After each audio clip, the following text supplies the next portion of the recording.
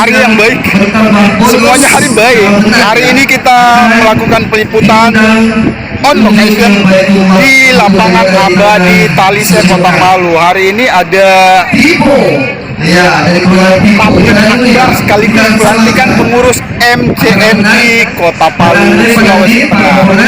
Di channel Dedi Sama Teman kita, mari kita liput highlight potongan-potongan tausiah dan ceramah.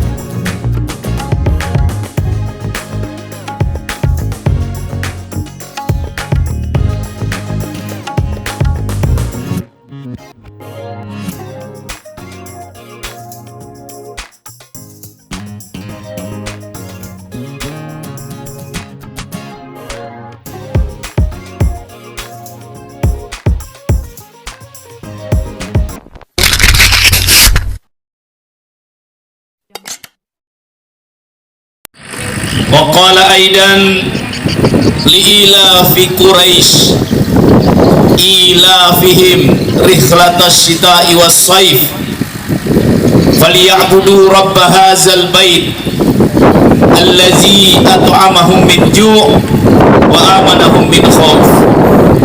Sadaqallahul azim. Yang saya hormati dan saya muliakan Wali Kota Palu atau diwakili oleh Ibu Wawali, juga selaku penasehat MCMI Kota Palu. Terima kasih Ibu Wawali yang sudah hadir pada kesempatan ini. Insya Allah Ibu Wawali kalau sering-sering menghadiri acara MCMI, Ibu Wawali insya Allah naik kelas. Dulu Bupati, saya sering dinasihati oleh beliau, banyak sekali setiap saat ketemu memberi semangat saya. Yang saya hormati sahabat saya juga Pak Wakil Bupati Panggai, ini Pak Mustar Labolo. Jadi beliau ini salah satu calon anggota DPD. Nah, siapa tahu ada nanti lihat fotonya di kartu suara DPD, sudah dia ini orangnya, masih ganteng. Yang saya hormati dan saya muliakan bapak-bapak, ibu-ibu, tokoh-tokoh masyarakat, tokoh agama, akan kembali berjaya hanya 3 syaratnya. Kuntum khaira ummah, kata Allah, kalian itu umat yang terbaik. Tapi itu hanya akan menjadi nama, predikat itu hanya akan menjadi simbol, tapi tidak memiliki kekuatan. Islam tidak akan pernah mencapai kemuliaan itu, kata Allah, kalau kamu tidak lakukan 3 hal, kata Allah. Kuntum khaira ummah, kalian umat terbaik. Kenapa? Bagaimana kalian bisa menjadi yang terbaik? Ukhrijat linnas, dikasih keluar, dikeluarkan buat manusia. Apa yang harus kita lakukan? Ta'muruna bil ma'ruf wa tanhauna 'anil munkar wa tujahiduna fi sabilillah bi amwalikum wa anfusikum. 3 syarat: menganjurkan kebaikan, mencegah kemungkaran, dan berjuang di jalan Allah. Allah tidak punya kesulitan sedikit pun untuk mengisi itu masjid. Tidak ada kesusahan bagi Allah untuk menggerakkan manusia kasih full itu masjid. di situ persoalannya. Persoalannya sama kita ini. Kita ini mau menjadi umat terbaik, Allah bilang syaratnya 3 kamu harus bikin. Ta'muruna bil ma'ruf wa tanhauna 'anil munkar wa tujahiduna fi sabilillah bi amwalikum wa anfusikum, dengan dirimu dan hartamu. Dengan hartamu, dengan dirimu. Oleh karena itu Bapak Ibu sekalian, maka lahirlah gerakan ini. Gerakan masyarakat cinta masjid. Kita ingin Allah ini mau melihat kita, apa yang kamu bikin sehingga hidayah itu datang. Kalau hidayah datang, tidak ada yang bisa menghalangi itu. Lihat beberapa peristiwa sejarah ketika berbondong-bondong orang kemudian masuk masjid tanpa sebab, itu karena Allah. Tapi Islam ini hanya akan mulia kalau hidayah itu turun asbab usaha manusia, usaha umat Islam. Maka MCMI adalah sebuah usaha dakwah sehingga mengumpan turunnya hidayah. Jadi Bapak Ibu sekalian, kita semua ini harus dakwah. Kita semua ini harus berusaha dengan kemampuan kita, dengan cara kita. Satu, apa yang harus kita lakukan? Yang pertama, intinya itu orang bisa masuk masjid. Kita ingin kita ini, usaha kita menjadi asbab bagi turunnya hidayah sehingga orang itu cinta kepada masjid. Contoh misalnya, ibu-ibu tak ada masalah, kendati kalau punya uang banyak bayar itu orang pergi di masjid. Yang banyak uang, yang tidak punya uang, bonceng suamimu pergi di masjid. Susah atau tidak? Apapun yang kita lakukan, ibu bapak, kalau saja kita umat Islam ini punya kemampuan cintaan kepada masjid. Contoh misalnya hari Jumat saja dulu kita rame-rame masak, kemudian satu rumah 10 kotak kita bikin yang ada di sekitar masjid, kumpul misalnya ada 100 sekitar masjid, kali 10 berarti 1000 dos biji bawa di masjid. Insya Allah banyak yang datang sholat Jumat.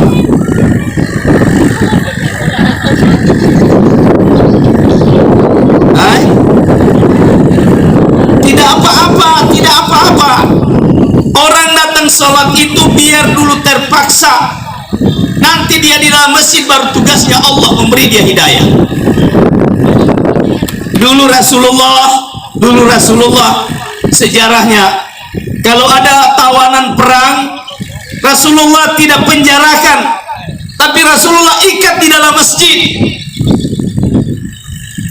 Tiap hari dia lihat orang sholat, tiap hari dilihat orang persaudaraan dalam masjid. Beberapa hari kemudian Rasulullah bilang, sudah lepas saja, selesai urusannya itu, sudah dapat hidayah dari Allah.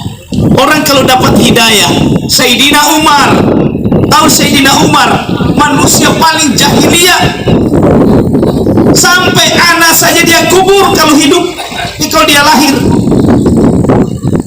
Tapi kemudian Allah kasih hidayah, turunkan hidayah kepada Sayyidina Umar, menjadi pembela Rasulullah Sallallahu Alaihi Wasallam. Tidak ada yang tidak bisa kalau hidayah yang bicara. Dan hidayah inilah yang kita usaha ini, MCMI ini.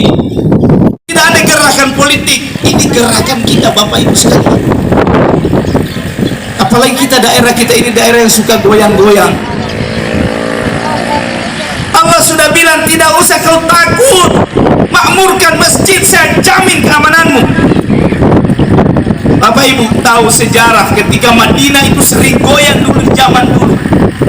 Ketika goyang keluar gunung berapi meletus, apa yang mereka lakukan orang-orang masjid? Keluar Sayyidina Umar radhiyallahu anhu, dia hentakkan kakinya, bumi berhenti, berhenti gempa.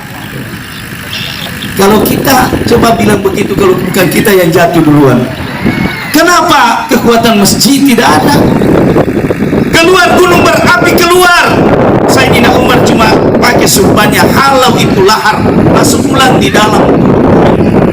Kenapa? Kekuatan masjid. Islam ini pernah memakai 2/3 dunia. Apa kekuatannya? Masjid.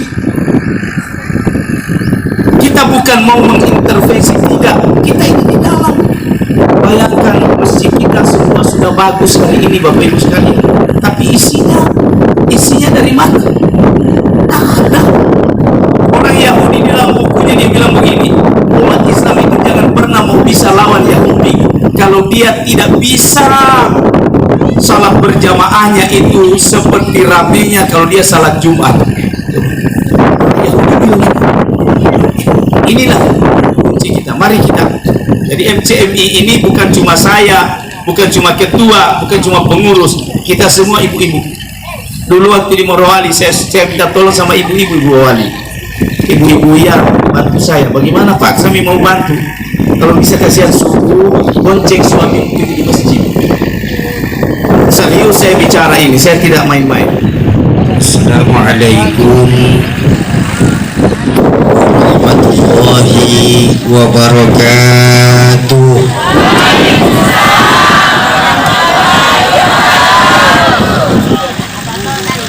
Alhamdulillahilladzi wa kafa, wassalatu wassalamu ala sayyidina Muhammadinil Mustafa wa ala alihi wa ashabihi ahli sidqi wal wafa, amma ba'du. Qala Allah ta'ala fil Qur'anil Karim wa huwa asdaqul qailin. A'udzu billahi minasy syaithanir rajim. Bismillahirrahmanirrahim. Wa'tasimu bihablillahi jami'an wa la tafarraqu. Wadhkuru ni'matallahi 'alaikum idh kuntum a'da'an fa'alafa baina qulubikum fa asbahtum bi ni'matihi ikhwana. Wa qala Rasulullah sallallahu alaihi wasallam, man kana yawmihi khairan min amsihi fahuwa rabih, wa man kana yawmihi mithlu amsihi fahuwa maghbun, wa man kana yawmihi syarran min amsihi fahuwa mal'un. Sadaqallahul azim wa sadaqa rasuluhul karim. Yang saya muliakan para alimul ulama, para habaib, segenap pengasuh pondok pesantren dan majelis taklim di Kota Palu, wabil khusus untuk Kementerian Agama Kota Palu, orang tua saya ada Bapak Dr. Haji Anwar Hafiz MSI, guru saya Al-Mukarram Buya Rustam SAG MSI, yang tadi sudah membacakan ayat suci Al-Qur'annya Al-Mukarram Ustadz Haji Ridhola Simpara, yang tadi sudah membacakan doanya Al-Mukarram Ustadz Fatarani MM. Semoga Allah tetapkan iman dan Islamnya dalam rangka menjaga semangat agama di Kota Palu tercinta kita ini. Amin ya Rabbal. Yang saya hormati para tokoh-tokoh masyarakat, tokoh-tokoh kepemudaan, segenap aparatur pemerintah baik sipil, TNI dan polisi, mobil khusus untuk segenap anggota DPRD baik provinsi maupun Kota Palu, ada Bapak Hidayat dan Bapak Haji Ali, Bapak Wali Kota Kota Palu yang diwakili oleh Ibu Wawako Kota Palu, Ibu Dr. Hajah Reni Alamadijo Jido, ya, SP PKMKes, segenap Forkopinda Kota Palu, Dandim Kapolresta, Ketua PCMCMI yang baru saja dilantik. Jadi izinkan saya ikut berpantun juga boleh? Di tengah hutan membuat api agar terang saat malam. Dengan diresmikan MCMI ini, insya Allah bawa manfaat bagi umat Islam. Satu lagi boleh nggak? Boleh. Main layang di tanah lapang, anginnya begitu kencang. Dengan program MCMI dan Baku Sayang, Sulawesi Tengah berkah, jaya dan menang. Sampaikan oleh orang tua saya, Abah Haji Anwar, yang saya yakin dan percaya pemantapan untuk keluarga besar MCMI Kota Palu sudah cukup. Begitu banyak ayat dan hadis serta makalah yang dikeluarkan oleh beliau. Yang enak sekarang langsung tutup pakai doa saja loh. Semuanya sudah bisa. Bapak Ibu, sekarang ini banyak orang bisa memberi contoh, tapi sedikit orang yang mampu menjadi contoh. Memberi contoh mudah, tapi untuk menjadi contoh ini yang susah. Dan itulah sebabnya kenapa Allah menyuruh kita masyarakat Kota Palu ini mencontoh baginda Rasulullah Sallallahu Alaihi Wasallam. Baginda Nabi selain memberi contoh, beliau menjadi contoh. Ini banyak kita di Kota Palu sekarang gak ubahnya kayak calok terminal, Pak. Ayo ke poso, dianya mau nggak kemana-mana di situ aja. Ini jangan sampai keluarga besar MCMI macam calok terminal. Apa sih yang bisa kita contoh dari baginda Nabi? 3 saja dah, ya. Akhlak baginda Nabi, bahkan akhlak Nabi ini dipuji langsung dari Allah sama Allah. Wa innaka la'ala khuluqin azim. Bahwa engkau wahai Muhammad sungguh memiliki budi pekerti yang paling baik. Ada berapa akhlak Nabi? Nah, segini aja yang mau, ya. Jadi cuma nyampein akhlak Nabi aja. Mudah-mudahan 15 menit selesai, dipotong pembukaan 10, sisa 5 menit saya ngomong. Udah dengerin aja, jangan pakai protes. Kalau habis sholat itu Assalamualaikum warahmatullahi, Assalamualaikum warahmatullahi, usap muka kan ya? Bapak juga ya? Ah, sama berarti. Saya begitu. Habis salam, saya usap muka. Kemarin belum lama di Kalimantan saya ceramah, habis sholat berjamaah saya usap muka. Teman sholat sebelah saya ngeliatin saya. Ngeliatin aja saya. Ya saya namanya diliatin, ya saya liatin balik. Saya bilang, "Ya apa bang? Antum usap muka ya?" "Iya." "Kan Nabi kalau mengajarkan, biarin. Kalau nggak Nabi ajarin kan berarti beda. Nggak apa-apa." "Kok beda nggak apa-apa sih? Muka saya."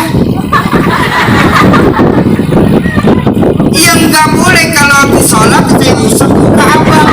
Itu baru nggak boleh. Lah yang saya usap muka saya bilang." "Betul."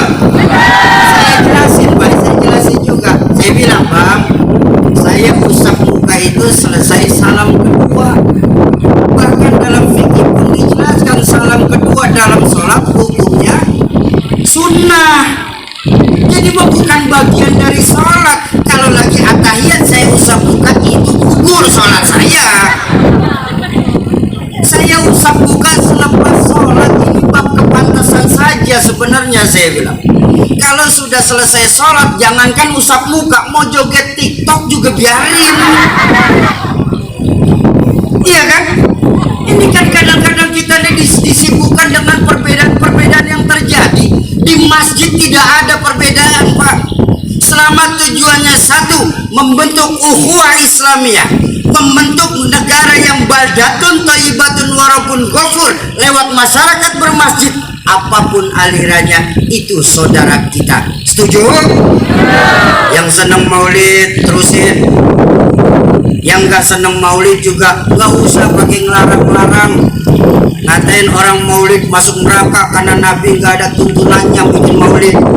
Allahu Akbar. Masa cinta sama Nabi kita dilarang sih? Saya tanya dulu, Bu, Ibu cinta nggak sama suaminya? Yakin? Benar? Apa dalilnya?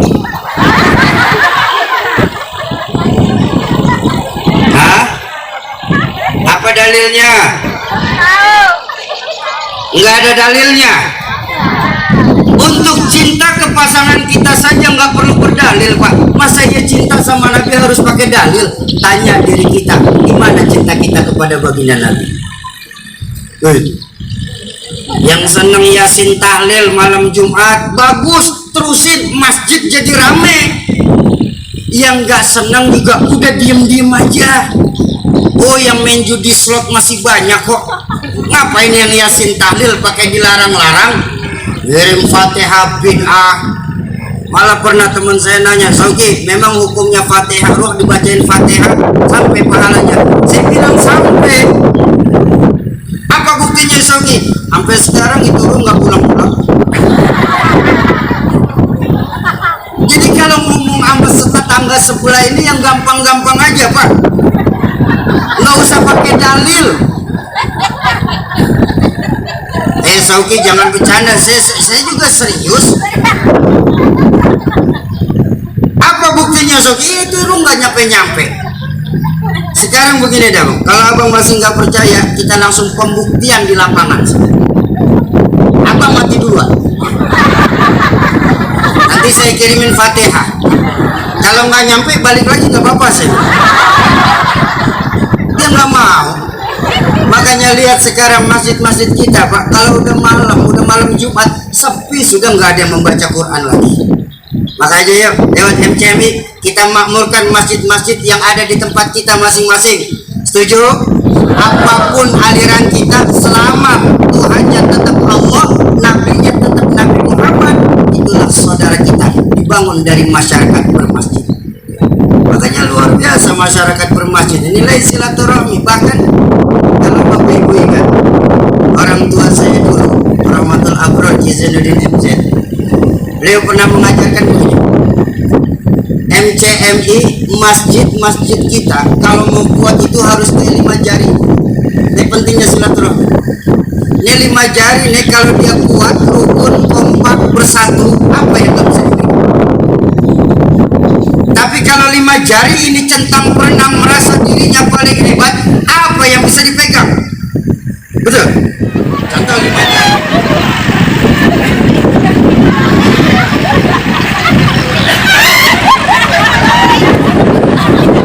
Iya, bagus, apa-apa dilepas aja, Bu, ketawanya. Jangan ditahan. Belum lama kejadian di puasa kemarin sama Abah. Lagi ceramah anak-anak, ada satu ibu-ibu di pojokan, ketawa ditahan aja. Lepas acara bangun basah.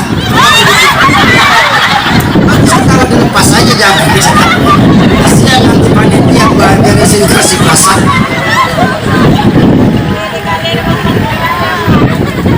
Bapak Ibu jamaah ma'asyiral muslimin dan muslimat, para calon penghuni surganya Allah yang dicintai Allah Subhanahu wa taala. Makanya perempuan dalam Islam itu mereka akan jadi pemimpin para bidadari di hadapan Allah di dalam surga. Amin. Tapi kebanyakan perempuan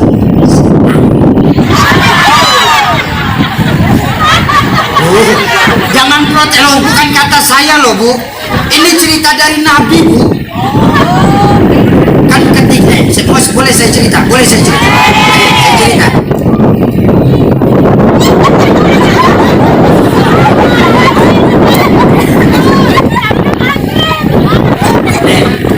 Ini peristiwa Isra dan Mi'raj kejadiannya. Ketika Nabi pulang kembali ke kota Mekah, beliau ngobrol kepada para sahabat sholat subuh. Selesai sholat subuh berjamaah, beliau ngobrol di teras Masjid Nabawi. Ayyuhal ashab, para sahabat-sahabatku. Ya Rasul, semalam saya habis Isra Mi'raj. Kemana ya Rasul? Dari Madinah ke Palestina, terus sampai ke Aras. Lalu di Aras saya kasih perintah sholat 5 waktu. Kemudian atas izin Allah saya dikasih lihat antara surga dan neraka. Oh, ketika belum apa-apa, ketawa yang kompak. Oh, ketika mendengar kalimat neraka, sahabat ada yang keringat dingin. Ditanyalah baginda Nabi oleh para sahabat, ya Rasul, ya paling banyak menghuni neraka saat itu ya Rasul?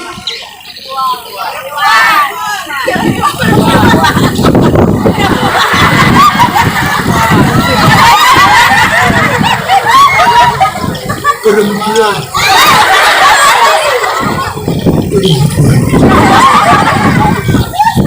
Kaget para sahabat ketika Rasul bicara perempuan yang banyak menghuni neraka.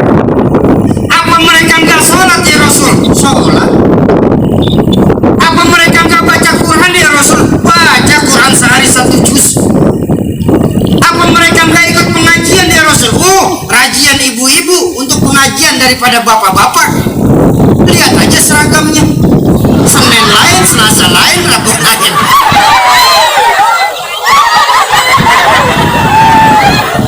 Betul apa betul? Mereka melakukan itu semua. Iya. Lalu kenapa kok lebih banyak kaum perempuan yang masuk neraka daripada laki-laki ya Rasul? Rasulullah bersabda saat itu, yang menyebabkan perempuan banyak masuk neraka, hunna yakfurnal asir, karena perempuan tersebut kurang berterima kasih kepada suami.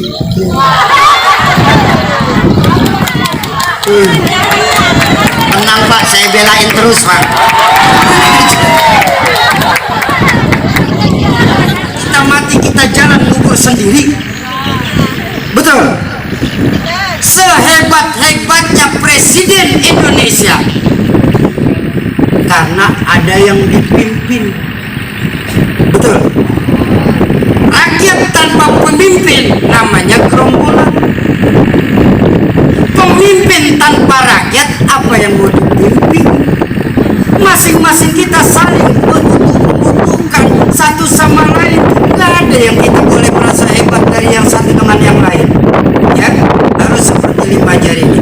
Bapak Ibu jamaah ma'asyiral muslimin dan muslimat, para calon penghuni surganya Allah yang dicintai Allah Subhanahu wa taala. Itu yang pertama, silman qata'ak, jalin silaturahmi kepada orang yang memutuskan silaturahmi kepada kita.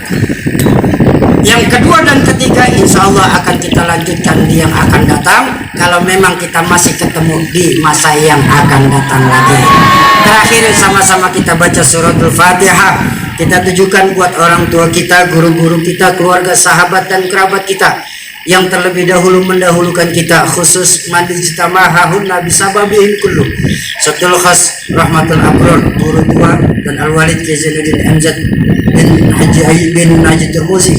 Mudah-mudahan lewat keberkahan Fatihah yang kita bacakan, Allah ampuni segala dosa beliau-beliau, Allah lapangkan alam kubur beliau-beliau, ya Allah jadikan alam kubur beliau sebagai taman dari taman surga.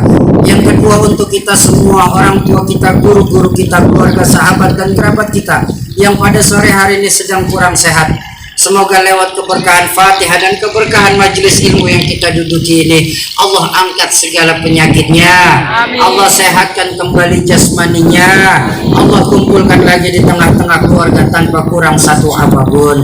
Yang ketiga, untuk kita semua yang hadir di majelis ilmu pada sore hari ini, majelis ilmu ay majelis yustajabu fihi doa, majelis tempat diangkatnya doa.